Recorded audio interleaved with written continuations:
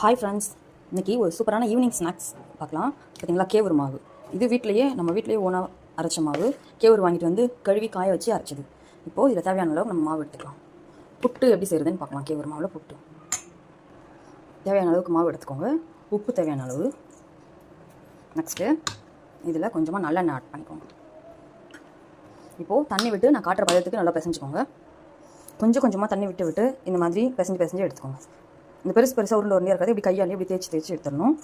இன்னும் கொஞ்சம் தண்ணி ஆட் பண்ணணும். நம்ம இப்போது நமக்கே தெரியும், கொஞ்சம் இந்த மாவும் கலர் மாறும், ரொம்ப கெட்டியாகவும் ஆகாது மாவு. இப்போ பாருங்கள், நல்லா பிசைஞ்சு தேய்ச்சி எடுத்துகிட்டு இந்த அளவுக்கு ஆயிடுச்சு. தெரியுதா? அப்படியே உதிரியாக இதுவே ஒரு மாதிரி புட்டு மாதிரி தெரியுது பாருங்கள்.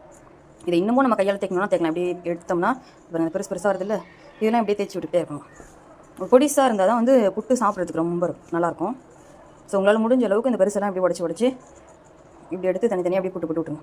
இப்போது இட்லி கொண்டாண்டு ஒரு தண்ணி வச்சு இதை துணி போட்டு இதை தட்டில் எடுத்து வச்சிடலாம். இப்போது தட்டில் துணி போட்டு இதை அப்படியே இது ஃபுல்லாக ஃபில் பண்ணிக்கலாம். ஒரு தட்டு பார்த்தீங்கன்னா 2 தட்டில் கூட நீங்கள் துணி போட்டு இது பண்ண வச்சுக்கோங்க. பாருங்கள், இட்லி கொண்டாண்டில் இந்த மாதிரி ஃபில் பண்ணியாச்சு. நடுவில் லைட்டாக அப்படியே வேறு நல்லா குத்தி விடுங்க. அந்த ஆவி அப்போ தான் வெளியில் வரும் கொஞ்சம். இப்போது அடுப்பில் வச்சுலாம், தூக்கி வச்சு ஒரு 10 மினிட்ஸ் வந்தால் போதும். அடுப்பில் வச்சாச்சு. ஸோ ஒரு 10 மினிட்ஸ் வெந்தால் போதும். அதுக்குள்ளே நம்ம இந்த தேங்காவை துருவி எடுத்துக்கலாம். இப்போது ஒரு 10 to 15 மினிட்ஸ் ஆயிடுச்சு. இப்போ ஓப்பன் பண்ணி பார்க்கலாம் எப்படி இருக்குன்ட்டு.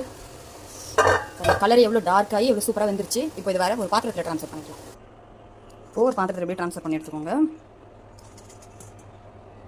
பாருங்கள், எவ்வளோ சூப்பராக உதிரியாக வந்திருக்கு புட்டு. இப்போது இதில் தேங்காய் ஆட் பண்ணிக்கலாம். துருவி வச்சுருக்க தேங்காய். நெக்ஸ்ட்டு சர்க்கரை தேவையான அளவுக்கு. ஏலக்காய் 2 ஆட் பண்ணியிருக்கேன் நான். நீங்களும் ஆட் பண்ணிக்கோங்க. ஸோ சூப்பரான ரொம்ப ஹெல்த்தியான ராகி புட்டு ரெடி. நீங்களும் ட்ரை பண்ணி பாருங்கள். மறக்காமல் சேனலை சப்ஸ்கிரைப் பண்ணுங்கள். Bye bye.